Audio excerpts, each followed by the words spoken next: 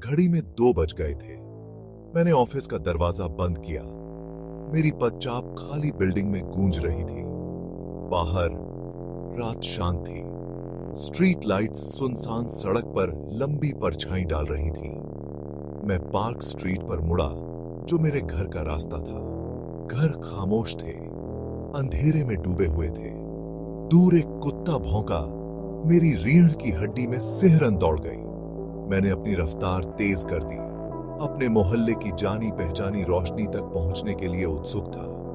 रात की हवा में गीली मिट्टी की गंध थी। मेरी सांस मेरे सामने धुंधले बादलों में लटकी हुई थी। मैं तेजी से चला। मेरा दिमाग दिन की घटनाओं को दोहरा रहा था।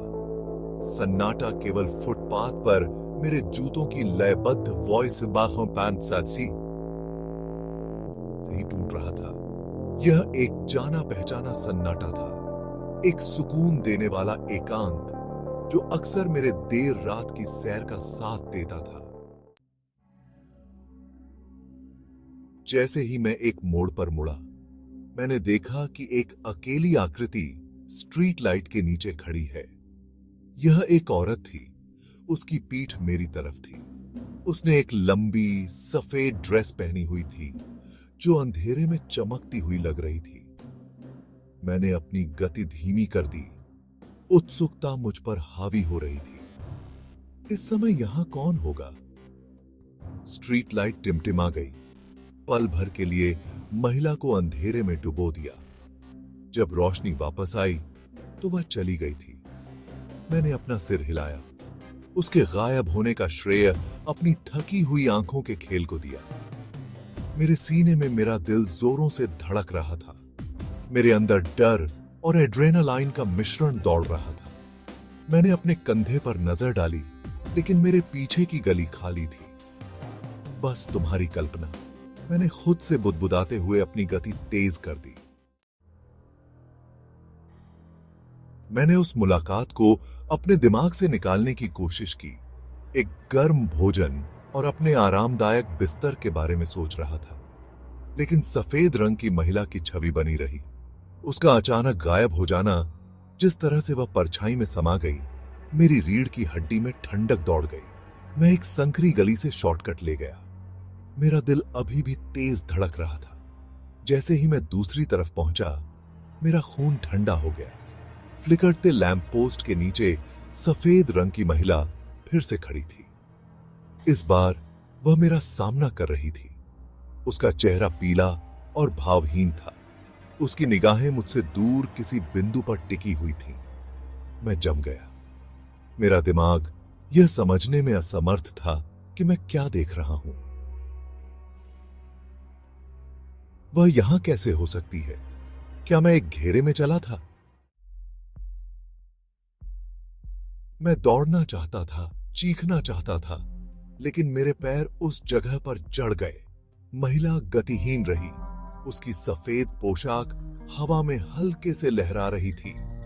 फिर जैसे ही वह प्रकट हुई थी, वह चली गई। मैंने उसे जाते हुए नहीं देखा। वह बस वहां नहीं थी। मैंने समय बर्बाद नहीं किया।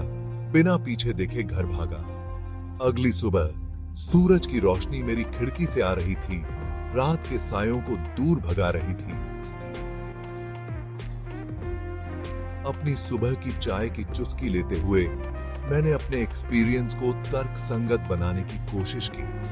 शायद यह रोशनी का एक धोखा था, मेरी थकी हुई कल्पना का एक फिगमेंट, या शायद, बस शायद, यह कुछ और था। काम पर बातचीत स्थानीय किंवदंतियों में बदल गई। सुनील नाम का एक सहकर्मी, जो अलौकिक के अपने ज्ञान के लिए जाना जाता है, ने सफेद रंग की एक महिला के बारे में बताया जो रात में सड़कों पर भटकती है। वह उन लोगों को दिखाई देती है जो अकेले चल रहे होते हैं, उसने कहा। उसकी आवाज धीमी और गंभीर थी। कुछ लोग कहते हैं कि वह एक जवान दुल्हन का भूत है, जो अपनी शादी के दिन ही मर गई थी, अपने खोए हुए प्यार की तलाश में थी। उसके शब्दों को सुनकर मेरा खून ठंडा हो गया। उसने जो विवरण वर्णित किया, सफेद पोशाक, अचानक उपस्थिति और गायब होना मेरे अपने एक्सपीरियंस को संयोग होने के लिए बहुत करीब से प्रतिबिंबित करता था। क्या ऐसा हो सकता है कि मेरी मुलाकात गोस्ट या दुल्हन से हुई हो? इस सोच ने मेरी रीढ़ की हड्डी में सिहरन भेज दी। डर और आकर्षण का मिश्रण छा गया। दिन हफ्तों में बदल गए और उस रात की याद मुझे सताती रही। मैं अंधेरा होने के बाद अकेले घर जाने से बचता था। अच्छी तरह से रोशनी वाली और भीड़ भाड़ वाली सड़कों का विकल्प चुनता था। मेरा तर्क संगत हिस्सा अभी भी एक्सपीरियंस को दूर करने के लिए संघर्ष कर रहा था, लेकिन संदेह का एक बीज बोया गया था। अब हर बार जब मैं उन शांत अंधेरी सड़कों से गुजरता हूं, तो मैं सफेद रंग की महिला को याद किए बिना नहीं रह सकता। स्मृति सुस्त है, रहस्यों की एक भयावह याद दिलाती है जो परछाई में दुबके रहते हैं, प्रकट होने की प्रतीक्षा कर रहे हैं। और कभी-कभी जब हवा पेड़ों से सरसनाती है, तो मुझे लगता है कि मैं रेशम की पोशाक की सरसराहट सुन सकता हूं। रात में एक गोस्टिया एको